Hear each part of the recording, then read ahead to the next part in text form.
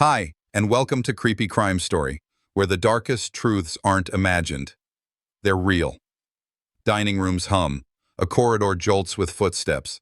On a cruise ship, emergencies don't go to 911, they go to the bridge. A keycard taps, a door opens, and a summer vacation in Alaska becomes a homicide scene. We start with place and process, not rumor.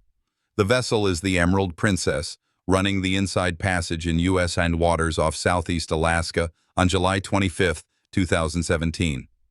A cruise ship is a numbered grid, decks, sections, cameras, keycards, crew stations, each feeding time-stamped entries to the bridge.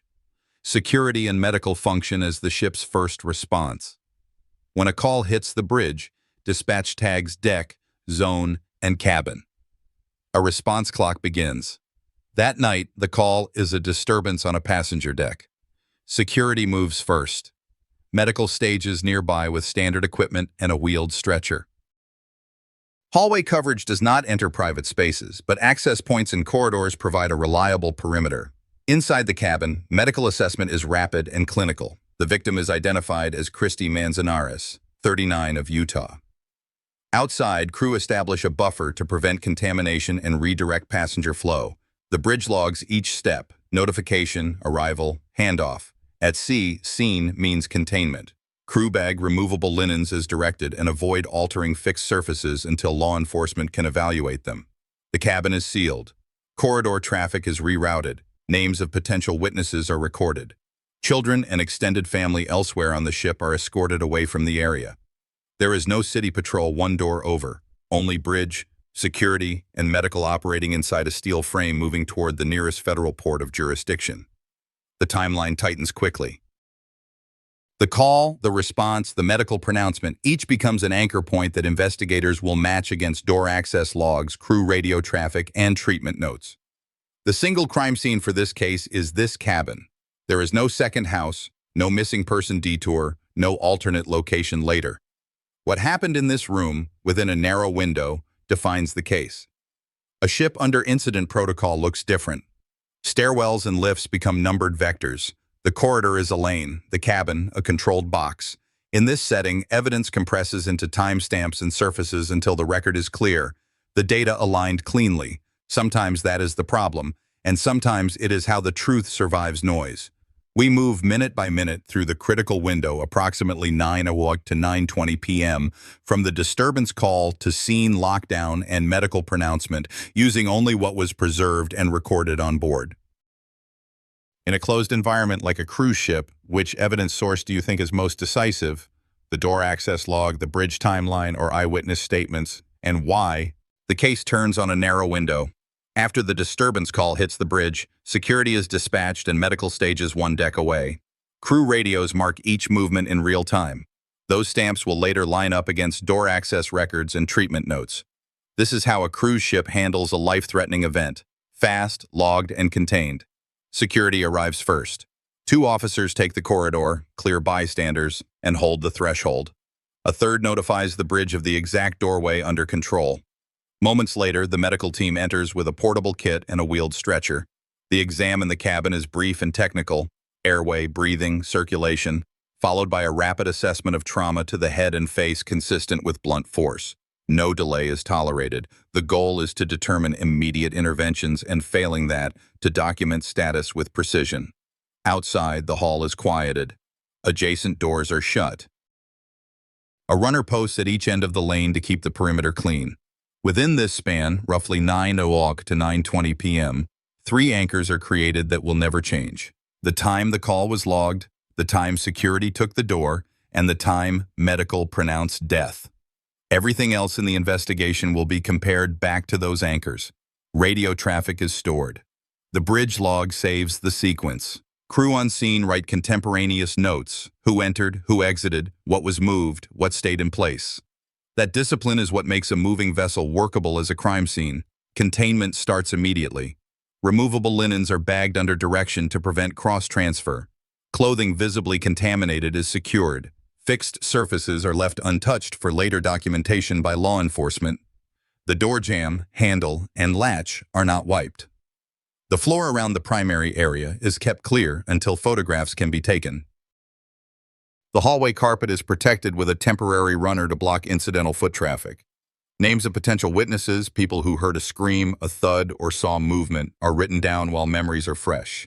Children and extended family are steered away from the lane and monitored by crew trained for that job. The objective is simple: stop the scene from changing before federal agents can step aboard. Medical does not editorialize. They record what they see, what they attempted, and the outcome. A woman, identified by ship records as Christy Manzanares, 39, unresponsive, with severe craniofacial trauma, and no signs compatible with sustained life. The pronouncement time is transmitted to the bridge and added to the log. That entry will become a cornerstone when prosecutors later fit the physical record to statements. It also sets the outer boundary for any theory about what happened in the cabin. In investigations like this, a narrow window is not a narrative device. It is a control that filters speculation. Security maintains custody of the space until turnover at port. One officer stays with the door. Another escorts medical out and returns with evidence bags as directed by ship protocols. A third collects the first round of names for the eventual witness list. No second scene is declared. No search expands to other decks. Everything that matters sits inside a small room at the center of a steel hallway moving through cold water toward Juneau. The human side is addressed without compromising the record. Crew keep relatives away from the corridor to prevent secondary trauma and to avoid contaminating the space. That is not indifference. It is how you preserve both dignity and evidence under pressure. In towns like Duluth, murders tear at the fabric of a quiet community. At sea, the same damage is felt, only there is nowhere to walk it off. You carry it with you to the next port. When you step back from this 20-minute span, you see a straight line: call, security control, medical assessment, pronouncement, seal. The data aligned cleanly. Sometimes that was the problem. Clean lines can make people think the story is simple. In criminal work, clean lines are an opportunity to test claims against facts, not to shortcut them. Next, the record adds voices. Witness accounts will introduce detail the logs can't capture: what was said between the call and the seal, and what someone tried to do at the balcony. Those accounts will be weighed, attributed, and matched to the timeline you've just heard. The 20-minute window is fixed. What changes now is voice. After the seal, ship security begins collecting statements from people who were nearest to the cabin at the right moments. This isn't open-ended interviewing. It's triage. Who heard impact versus raised voices? Who saw movement versus aftermath? Who can place a person at the threshold within minutes of the call? Each witness is logged with name, cabin, distance from the door, and the exact time they report an observation. Those details matter because sound carries differently in cruise corridors, and perception changes 2 steps in either direction. Investigators separate accounts into lanes: acoustic, visual, and verbal. Acoustic witnesses report a sharp series of impacts consistent with blunt force trauma, not furniture bumping a wall. They describe a single female voice and a heavier, lower voice, with the female voice silencing before security arrives. Visual witnesses, those with a direct line to the door, recall a male subject in the immediate area, hands and clothing marked. No one is allowed to guess about cause. The form asks for what they heard or saw, not what they think it means. The ship's environment helps here. Corridors are narrow, ceiling heights constant, and door spacing uniform. If a person claims they heard a sentence through a closed door from 5 cabins away, the statement is marked for later validation against distance and background noise at that hour. One account stands out because it describes an action, not just a sound. A relative inside the suite reports a struggle near the balcony and a split-second choice: grab the victim's legs and pull back toward the cabin to prevent further harm. That physical intervention leaves telltale signs: contact points on ankles and shins, the position where the pull begins, and the angle where it stops. In a small room, millimeters are meaningful. Later photographs will show scuffs along the track and a pattern on the flooring consistent with someone being drawn toward interior space. This is not speculation, it's mechanics. The same witness describes a brief, raw statement from the male subject in the immediate aftermath: "She would not stop laughing at me." That sentence is recorded once in context with the time it was heard and who heard it. Under evidentiary rules, Spontaneous utterances at or near the event carry weight because they are less likely to be manufactured. The investigators note the exact phrasing, the speaker's proximity to the victim, and whether the words were volunteered or in response to a question. The interviewer does not argue with the speaker, does not interpret tone, and does not add adjectives. The sentence stands on its own. To keep the record clean, statement taking follows a fixed sequence. The witness writes or dictates a narrative. The officer confirms the time and place. Any identifying descriptors are limited to what the witness actually observed. If a witness says blood, the officer asks where and how much in plain terms, small, moderate, heavy, so that later analysts can compare the description to photographs. If a witness says he, the officer asks for the basis of identification, family relation, travel companion, or prior introduction. Where accounts diverge, the differences are preserved rather than corrected. Consistency is tested later against video of the hallway and the door access log. Those logs now become a way to filter memory. Keycards create an objective list of who could open the door and when. Not every entry proves entry. The cardholder must actually use the latch, but you can match a claimed arrival with a swipe or show that a person was not authorized at all. In this case, investigators will later stack the access times against the precise moments witnesses report a shout, a thud, or the balcony struggle. If a claimed observation sits outside the window the card allows, that statement is weighed more carefully. The goal is not to discredit, it's to protect the integrity of the chain from normal human error. The corridor cameras are valuable but limited. They show who moved in the hall before and after the event, not what happened inside the cabin. So the strongest material remains human, an on-scene intervention, an utterance tied to seconds, and the physical reality of a room that seals. For the medical examiner, the witness description of a pull from the balcony matters because it aligns with where the body ultimately rests and with the trajectory of certain transfer marks. For prosecutors, the utterance may speak to state of mind. For defense, the same sentence can be argued as incoherent shock. The point is that the record now contains verifiable moments, not vague impressions. There is also the immediate impact on those giving the statements. Relatives and guests on the same deck were not expecting to participate in a homicide investigation. Crew who collect accounts are trained to avoid contaminating memory with leading prompts. "What did you hear?" is allowed. "You heard a fight, right?" is not. People can be shaken and still accurate if the structure around them is sound. That is the duty of the first response, to make room for truth even in the worst minutes of someone's life. When you put the statements in order, a workable sequence emerges. Disturbance, raised voices, impacts, the balcony struggle and the pull, the single sentence from a male in the room, security at the threshold, medical within moments, and then the seal. It is not dramatic, it is exact. The data aligned cleanly. Sometimes that was the problem. Clean lines tempt shortcuts. Here, they function as a framework to test everything that comes next. Jurisdiction, charging decisions, and the forensic backbone that will either stand or fail in court.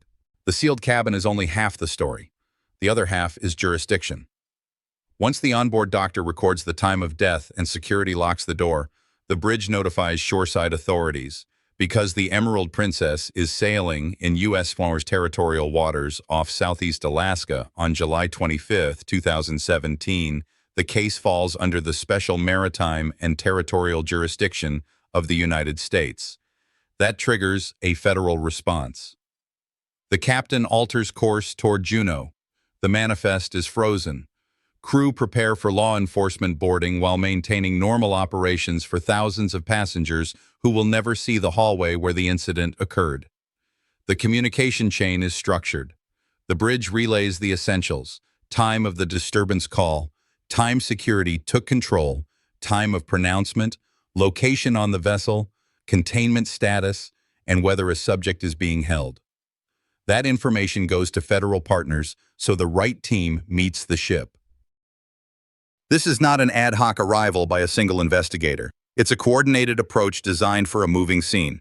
Agents, an evidence response team, and support for witness handling. The goal is to step aboard, take custody of what's already preserved, and expand documentation without disrupting the integrity of the ship.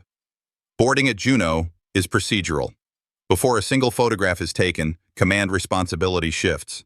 Ship security retains control of the perimeter but works under federal direction. An FBI evidence response team walks the corridor first with scene leads. They review what's been done, what's been bagged, and what was left untouched. They confirm who crossed the threshold and when. Every transfer, linens, clothing, swabs collected by the ship's medical staff, receives new seals and entries on a federal chain of custody form. Seal numbers, times, and handlers are recorded. If an item lacks documentation sufficient for court, it is logged as such and either recollected or flagged for limited evidentiary use. Nothing is assumed admissible because it was bagged. It must be traceable. While the evidence team works, case agents begin a parallel track. People. They request door access logs and a list of names compiled by ship security, passengers and crew who heard, saw, or intervened. They identify the male subject detained immediately after the incident and verify his connection to the victim. At this stage, the record confirms he is Christy Manzanares' husband, a Utah resident traveling with her and extended family. Agents separate him from relatives and ensure he receives a clear advisement of rights before any interview. Clothing is collected under protocol, hands are documented, photographs are taken, any visible injuries, scratches, bruising, are described in neutral language with measurements. Jurisdiction explains who leads, but it also explains venue. With the ship in U.S. waters, the offense is investigated by federal agents and prosecuted by the United States Attorney's Office for the District of Alaska. That means the evidence gathered in a cabin becomes part of a federal homicide file. The legal definitions shift from state codes to federal statutes. The standard is the same, proof beyond a reasonable doubt, but the pathway to trial or plea runs through federal court in Alaska. The evidence team's method is predictable and effective. They establish a starting point photograph from the doorway, then a four-corner sweep of the room, then detail shots with scales, impact areas, transfer marks, and any features consistent with a physical pull away from the balcony direction described by witnesses. They note what's in plain view and what requires later laboratory work. They measure the room. They map the sequence of movement as best the surfaces allow, contact points on flooring, the position of furniture, and any objects displaced between the call and the seal. If the cabin shares a balcony with an adjoining suite, that structure is documented too, not to imply a second scene, but to capture possible routes of movement or airflow that might affect sound. None of this work happens in isolation. Every new step is compared to the timeline built in Chapter 2 and the witness sequence collected in Chapter 3. The point is to prevent the file from becoming a stack of unconnected observations. When a photograph shows a pattern near the balcony track, it is matched to the testimony that someone pulled the victim inward. When the bridge log shows the exact minute security stood at the door, it is matched to the corridor camera that recorded officers taking positions on each end of the lane. A unified record is the best defense against error and the best foundation for whatever decision follows, charge, plea, or trial. The human pieces are managed with care. Family members are updated in controlled settings away from the corridor. They are told what will happen next. The ship will dock, federal agents will board, interviews will be conducted, and the body will be transported under lawful authority for autopsy. They are also told what cannot happen yet. No one re-enters the room. No one retrieves personal items until the evidence team completes collection. It is difficult, and it is necessary. Respect for families and respect for process are not opposites. In fatal cases, they protect each other. By the time the gangway lifts and the ship is made fast in Juneau, the transition is ready. Federal custody of the scene is formalized. The body is transported with documentation that includes time of release from ship's medical, time of receipt by federal personnel, and destination for post-mortem examination. The detained spouse is transferred to onshore law enforcement for continued processing under federal authority. Witnesses with the most direct knowledge are scheduled for interviews in controlled rooms, not in hallways. The case file now has 3 backbone sections: timeline and logs, witness statements, and physical evidence. It also has a clear jurisdictional home. From here, facts will be tested against elements of federal homicide, not a patchwork of ship rules. There's a larger point worth stating once. When violence happens in a confined space, the cleanest form of accountability is structure. Jurisdiction defines who owns the case. Chain of custody defines what you can prove. Families deserve more than headlines. They deserve a process that stands up when people who were not there read it months or years later. That is what this handoff is built to do. Probable cause isn't a feeling. It's a test. You stack what can be timed, what can be seen, and what can be verified in a lab. If those layers agree, you move. The first layer is digital. Door access records from the Emerald Princess show each authorized keycard use down to the minute. Investigators pull the entries for the cabin and its adjoining doors across the evening of July 25, 2017. They bracket the 20-minute span already locked in by the bridge log. The disturbance call near 9:00 p.m., security taking the threshold, and the medical pronouncement at approximately 9:20 p.m. Any claim about who was present has to live inside those times. The data show a short list of people with access, all tied to the booking and ship staff. No outsider card shows up at the door. The card activity around the incident aligns with the presence of family in the immediate area, not roaming strangers. In a hotel, you might argue transient traffic. On a ship with assigned cabins and monitored corridors, the field narrows fast. The corridor cameras become the second layer. They do not show what happened inside, but they document movement before and after. Agents scrub the minutes around the call for three things: who passes toward the door, who remains within feet of the threshold, and whether anyone exits the area during the lockdown. They slow the frames where security arrives and freeze the moment two officers take positions on either side of the lane. The officer reports from Chapter 2, door controlled, corridor cleared, now have video to match. It's not dramatic. It is consistent, and consistency is what admissibility looks like when you play it back in a courtroom. Physical evidence sits at the center. Inside the cabin, the evidence response team circles impact zones and transfer areas with a lens and a scale. They shoot the balcony track and the flooring just inside the threshold where a relative reported pulling Christy Manzanares inward. They measure scuffs and linear marks that support the account of a counter movement away from the railing.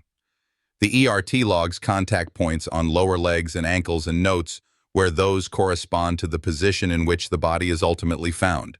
They do not guess, they record. Where patterns are too faint to call on scene, swabs and tape lifts go into sealed bags for later enhancement and analysis. Clothing is its own category. Items visibly stained during the event are photographed before packaging. Hand photographs are taken with scales and angle mirrors to capture any micro-abrasions. Those images do not prove intent or sequence on their own, but they give a jury something objective to look at when words are contested. When the ship's medical team turned over their bagged materials, every item received a new federal seal, a handler's signature, and a timestamp. Later, if a defense attorney wants to walk the chain from cabin to courtroom, the paper shows each handoff without a gap. The autopsy answers what the scene cannot: cause of death. The medical examiner in Alaska conducts a post-mortem examination consistent with federal homicide practice. The findings are clear. Blunt force trauma to the head and face caused Christy Manzanares' death. The report describes patterned injuries consistent with multiple impacts, the type and distribution of trauma, and associated internal damage. There is no attempt to stage a narrative in the autopsy. The document is clinical. It exists so that months later, facts don't have to be reconstructed from memory. The pronouncement time from the ship becomes a bookend for the post-mortem interval calculations. Together, they fence in the moment this turned fatal. And statements are the final layer. Witness accounts from are now compared point by point against the logs. Where a witness said they heard a shout at a certain time, investigators look for a card swipe or a corridor pass that could place a person near the door. Where a witness reported the balcony struggle and the pull back into the room, technicians look for the physical signs that either support or undercut that description. One spontaneous utterance from the male subject, "She would not stop laughing at me," is noted with its exact timing and recorded by name in the investigative file. Later during processing, another statement is documented: "My life is over." Both sentences are preserved as they were said. They are not treated as conclusions. They are facts to be weighed. For probable cause, the government doesn't need to prove every element beyond a reasonable doubt. It needs to show that, based on the totality, a reasonable person would believe a crime was committed and that the identified person committed it. Here, the totality includes a locked timeline, controlled access, a cabin that shows the signs you'd expect from a violent close-quarters assault, an autopsy that confirms blunt force trauma, and statements anchored to the minutes that matter. Add to that the absence of any access logs or camera evidence supporting an intruder theory. In a free-flowing space, ambiguity multiplies. On a ship, it tends to collapse. Investigators also consider what they don't have. There is no video from inside the cabin. Cruise cabins are private spaces. That means the physical record must carry the weight. They recheck the door hardware for damage that would indicate forced entry. They review service logs for maintenance that could explain stray transfer marks. They note the positions of personal items to evaluate whether a theft motive fits. You build a six-sided picture: who had access, who had proximity, what the room shows, what the body shows, what the witnesses said, and whether an alternative theory survives those six sides. When the picture closes, you move. The federal complaint is drafted with that structure in mind. It cites the special maritime and territorial jurisdiction, identifies the victim and location, recites the timeline, summarizes the witness intervention at the balcony, includes the two statements as documented, and incorporates the preliminary medical findings. The affidavit avoids adjectives. It spells out the minimal facts necessary to support arrest and to establish venue in the District of Alaska. That document is not the trial. It is the doorway to court. Once it's filed and the arrest is made, processes that protect both the accused and the public turn on. Counsel, discovery, and the schedule that leads to either trial or plea. There's a human truth inside this paperwork. Families and bystanders who stepped into chaos deserve to see their actions treated with care. The relative who pulled Christy inward, the crew who sealed a door and stood guard in a hallway of strangers, the medical staff who worked a case they could not save. They're not scenery in a crime story. They're the reason a record exists that can support the weight of accountability. Precision is not cold, it's respect. The case leaves the ship and enters a courtroom. After the FBI and the evidence response team finish their first pass, prosecutors draft charging papers grounded in federal maritime law and the record you've heard: a sealed cabin, controlled access, witness statements, and an autopsy confirming blunt force trauma. The complaint identifies the victim, Christy Manzanares, the date, July 25, 2017, and the location, a cruise ship in U.S. waters off Alaska. The accused spouse is arrested under federal authority and brought before a magistrate judge in Alaska for an initial appearance. Counsel is appointed or retained. Detention is addressed. The right to remain silent and the right to trial are reiterated on the record. Discovery follows. The government turns over the bridge logs, door access data, corridor video stills, scene photographs, medical documentation, and the medical examiner's report. Agents' reports memorialize the witness who pulled Christy inward from the balcony area and the on-scene and processing statements already documented in the investigative file. Defense counsel inspects the chain of custody seals and requests lab notes tied to every sample and swab. If a motion is filed, suppression, scope of statements, evidentiary limits, it is argued to the court and decided on a schedule that keeps both sides honest. Nothing in a federal homicide case moves on assumption, it moves on paper. The charging decision narrows around federal definitions. Second-degree murder under federal law is an unlawful killing with malice aforethought but without premeditation.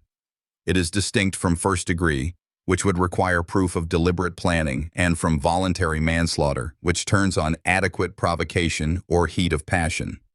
Prosecutors look at the totality, the time-locked window, the interior scene consistent with a close-quarters assault, and the autopsy. They do not need a camera inside the room if the elements can be proven by physical and testimonial evidence that aligns. By February 2020, the accused spouse pleads guilty to second-degree murder in federal court. A Rule 11 colloquy, standard in federal practice, follows point by point. The judge confirms competence, that the plea is voluntary, and that there is a factual basis. Rights are recited: the right to a jury trial, to confront witnesses, to remain silent, to require the government to prove every element beyond a reasonable doubt. Each right is expressly waived for purposes of the plea. The government states in plain terms the facts it would prove: the date and place within the special maritime and territorial jurisdiction of the United States, the acts inside the cabin that caused Christy Manzanares' death, and the medical opinion on cause. The defendant agrees those facts are true. The court accepts the plea. A plea is not a shortcut to closure. It is an admission that locks the record and spares a jury. For families, it avoids replaying the corridor in the cabin through cross-examination. For the system, it acknowledges the strength of evidence, logs, photographs, witness accounts, and post-mortem findings, without risking a verdict on collateral issues. From here, the case moves to a pre-sentence investigation report, guideline calculations, and a sentencing hearing where both sides will argue aggravating and mitigating factors under 18 U.S.C. That's 3553A. The elements are no longer in dispute. The length and terms of punishment are. Accountability matters in a case like this because the scene was not anonymous. It was a family trip. People who acted under stress, crew, relatives, medical staff, deserve a process that recognizes their accuracy and their limits. A lawful guilty plea does that. It writes the facts into the federal record and sets the stage for a sentence that reflects the gravity of a homicide in a confined space at sea. A guilty plea narrows the task. The court no longer determines what happened. It determines what a just punishment is under federal law. In Alaska's federal courthouse in June 2021, the record is set. Kenneth Manzanares has admitted to second-degree murder for the killing of Christy Manzanares aboard the Emerald Princess in U.S. waters off Alaska. The hearing turns to statutory factors under 18 U.S.C. as per 3553A. The nature of the offense, the history and characteristics of the defendant, the need for punishment, deterrence, protection of the public, and respect for the law. The government lays out the file in a clean arc. A confined cabin, a narrow 20-minute window, witness intervention at the balcony threshold, the medical examiner's conclusion of fatal blunt force head and facial trauma, and a chain of custody that withstood scrutiny. Prosecutors argue the brutality of the assault, its proximity to family, and the risk created in a space where escape was impossible. They ask the court to impose a term that recognizes the seriousness and signals deterrence for violence in closed environments like ships and hotels. Defense counsel addresses mitigation. They note the absence of premeditation, the acceptance of responsibility through the plea, and any documented mental health or substance use history the court is permitted to consider. They submit character letters that speak to employment and family roles before the crime. None of this erases the record. It attempts to place it in context for the longest decision a judge makes. How many years a person will serve. Victim impact is heard within the rules. Family members describe the loss in plain language, who Christy was, what was taken, and how the aftermath affects children and relatives who were on that ship. The judge does not treat these statements as evidence of guilt. Guilt is already established. They are considered for the weight of punishment, the need for deterrence, and the permanence of harm. The court then states findings. The offense was violent and committed in a confined location. The harm was irreversible and witnessed by family. The plea spared a jury and confirmed the facts, but the elements still reflect a grave breach of law and safety. After reviewing the advisory guideline range and the statutory factors, the court imposes 30 years in federal prison followed by 5 years of supervised release. Mandatory assessments attach. Credit for time served is recited if applicable. The defendant is remanded to the custody of the U.S. Marshal Service to await designation to a Bureau of Prisons facility. A sentence does not rewrite a life. It sets a legal boundary the community can understand. In a setting where hundreds of people depend on order they cannot see, the bridge, the logs, the door systems, this decision tells them the system responded with structure. It is not closure for the family, it is accountability under law. The legal story ends in a courtroom, but the file doesn't close there. After the June 2021 sentence, 30 years in federal prison and 5 years of supervised release, Kenneth Manzanares was remanded to custody. Weeks later, in July 2021, he died in custody in Juneau. Officials reported no foul play suspected. There is no second ending, no retrial, no appeal that rewrites the facts. The case is complete. A homicide aboard the Emerald Princess in U.S. waters off Alaska on July 25, 2017, a guilty plea to second-degree murder in 2020, a federal sentence in 2021, and a custodial death the same year. What remains is the weight of what we learned. A cruise ship is a moving city with a fixed grid, bridge logs, access control, corridor coverage, and chain of custody. In this case, those systems did exactly what they were built to do. They captured a narrow 20-minute window, protected a single sealed cabin, and preserved a record strong enough to hold up in federal court. The autopsy confirmed blunt force trauma as the cause of Christy Manzanares' death. Witness statements documented a life-or-death intervention at the balcony threshold and words spoken in the raw minutes after. Nothing here depends on speculation. It depends on procedure. There's a human reality alongside the paperwork. Families board ships to mark milestones and get a week away from ordinary stress. Violence in a confined space steals more than a life. It shatters the idea that public places are safe by default. The relative who pulled Christy back toward the room, crew who secured the corridor, medical staff who worked within a tight window, those actions mattered. They didn't undo the harm, but they ensured the truth could be proven without guesswork. Federal jurisdiction has value the public rarely sees. The special maritime and territorial jurisdiction exists so that crimes at sea don't fall into a gray zone. It brought the FBI evidence response team to a gangway in Juneau, turned ship-preserved materials into federally documented evidence, and carried the file through plea and sentence. That structure isn't drama, it's accountability. It protects the community and the rights of the accused at the same time. The lesson is practical and immediate. If you ever witness violence in a contained environment, ship, hotel, apartment corridor, call for help fast. Give only what you saw or heard, and don't contaminate the scene. Precision at the start becomes clarity at the end. If someone you know is living with escalating conflict, early intervention saves lives. Silence gives volatility room to grow. Respect for evidence and respect for people are not in conflict. In cases like this, they're the same path. For Christy Manzanares, the record is now permanent. For her family, the sentence acknowledged the harm in the setting, a deadly assault in a room with nowhere to run. For the broader public, this case demonstrates that crimes at sea are not beyond the reach of the law. A cabin became a crime scene, a ship became a venue, a map coordinate became a courtroom. The outcome is singular and final. When I look back at this case, what stands out is how quickly life can change when violence enters a space meant for family and joy. Christy's story is a reminder that safety is never guaranteed, and that speaking up or seeking help early can save lives. As someone who has walked you through this tragedy, I share it not only as a crime report but as a lesson. Protect those around you, pay attention to the warning signs, and never ignore the reality of domestic violence.